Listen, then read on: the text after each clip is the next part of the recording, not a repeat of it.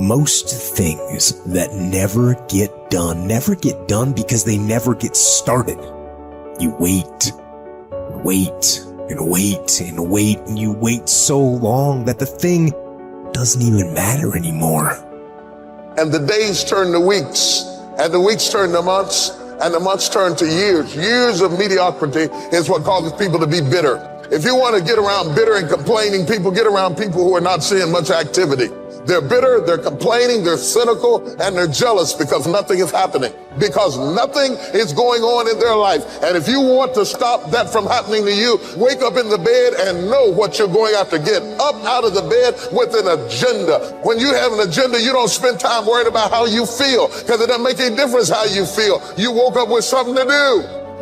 If you would like to discipline yourself, which is a very good idea, pick a direction you want to go first. Pick a goal you would like to attain, a long, medium to long-term goal. You might imagine something you need and want, some attainment that would motivate, whose pursuit would motivate you. And you can ask yourself that. It's a good question to ask yourself in general. If you could have what you needed and wanted, what would that be? And that's a meditative question. You don't want to force an answer out of yourself. You want to ask yourself that like you would ask someone else. If I could have what I wanted, what would that look like? And you can ask yourself that in a more differentiated way. If I could have the relationship that I needed and wanted, if I could have the friendships, if I could have the job or career, if I could have the educational pathway, if I could adopt civic responsibility, if I could engage in some creative enterprise. The next goal is to take your goal and to fragment it into micro goals until you find a micro goal that's small enough that it still presents some challenge that you will do. Stop waiting for something to move you and move yourself. Every day, move yourself. In the morning, move yourself. In the afternoon, move yourself. At night, move yourself. Be very intentional and very deliberate about moving yourself. Through the inspiration of desperation, you'll become more creative than ever before. Throw your whole self into it. See, most people go at it tentatively. They don't give all their stuff. They don't concentrate. And if you don't have what you want, stop telling yourself the story because you don't have the money, you don't have the time. That's bullshit. It's because you haven't committed yourself where you would burn your boats. If you want to take the fucking island, burn your fucking boats, and you will take the island, because people, when they're going to either die or succeed, tend to succeed.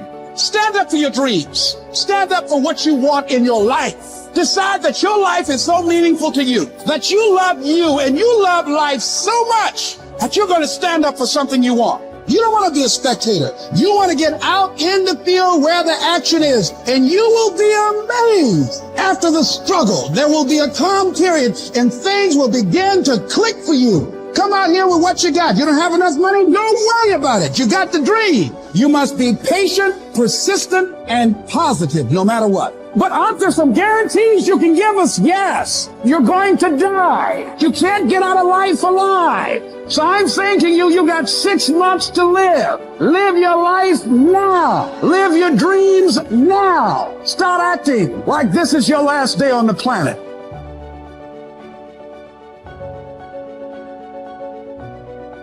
Have you ever heard the expression, I don't know where it all goes? Well, from now on, make a new commitment to financial independence and to the value and the feeling that comes from knowing where it all goes and where it all comes from. It is just one of those important disciplines that cause you to prove to yourself that you are on a new road, walking in a new direction, becoming a new person, and arriving at a new destination. Without that effort, you will keep falling back. Hey, I found out you can make $5,000 a month and still go broke. You say, how could you go broke making $5,000 a month? It's easy. Spend $6,000. And when you make $5,000, spending $6,000 is not that difficult. Someone once said, if your outgo exceeds your income, your upkeep becomes your downfall. So, be the master over whatever you have and whatever you are. That's where the seeds of greatness are sown. Great wealth, great health, great results, great influence, and great lifestyle. Take interest and even delight in doing all the small things well. It makes you a sophisticated person who knows where the beginnings of wealth and happiness are.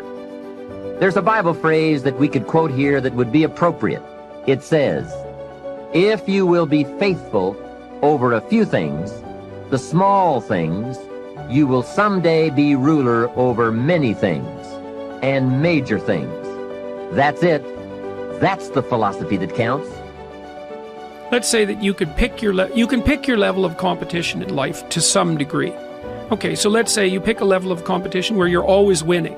It's like, well, all that means is you've picked the wrong level of competition. Yes. Because, like, let's say you're a grandmaster chess player and all you do is play amateurs, and every night you go home and congratulate yourself on what a genius you are because you just stomp these people left, right, and center. It's like, you're not a genius.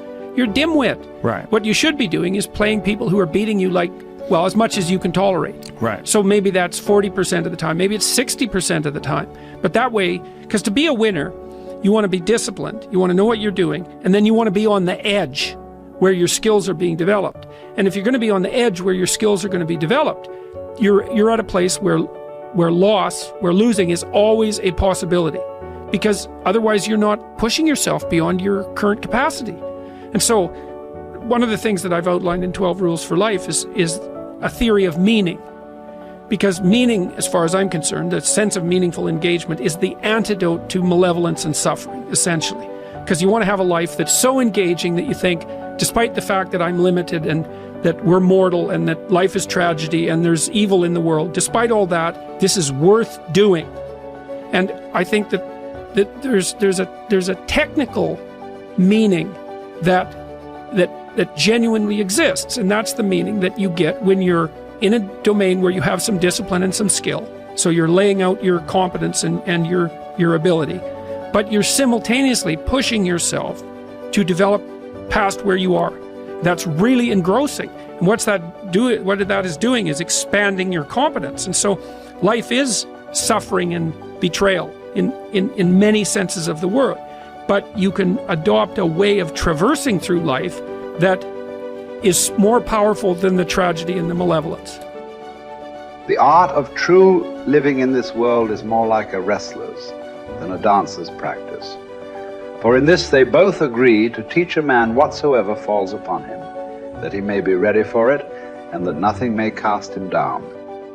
If you do the job in a principled way, with diligence, energy, and patience, if you keep yourself free of distractions and keep the spirit inside you undamaged, as if you might have to give it back at any moment, if you can embrace this without fear or expectation, can find fulfillment in what you're doing now, as nature intended, and in superhuman truthfulness, every word, every utterance, then your life will be happy.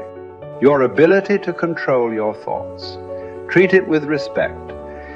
It's all that protects your mind from false perceptions, false to your nature and that of all rational beings. It's what makes thoughtfulness possible and affection for other people. You need to avoid certain things in your train of thought. Everything random, everything irrelevant, and certainly everything self-important or malicious. You need to get used to winnowing your thoughts so that if someone says, "What are you thinking about?" you can respond at once and truthfully that you are thinking this or thinking that. The obstacle is the way. Embrace the challenges that come your way in your work, for they hold the potential for growth and self-improvement. Instead of resisting or complaining about difficulties, use them as opportunities to cultivate resilience, patience, and perseverance. Remember that your attitude towards work matters more than the work itself. Approach each task with a sense of purpose and dedication, regardless of its nature or perceived significance. Find fulfillment in the process of striving and giving your best effort rather than relying solely on external outcome. Think of your many years of procrastination. How the gods have repeatedly granted you further periods of grace, of which you have taken no advantage. It is time now to realize the nature of the universe to which you belong, and of that controlling power whose offspring you are, and to understand that your time has a limit set to it. Use it then to advance your enlightenment, or it will be gone, and never in your power again.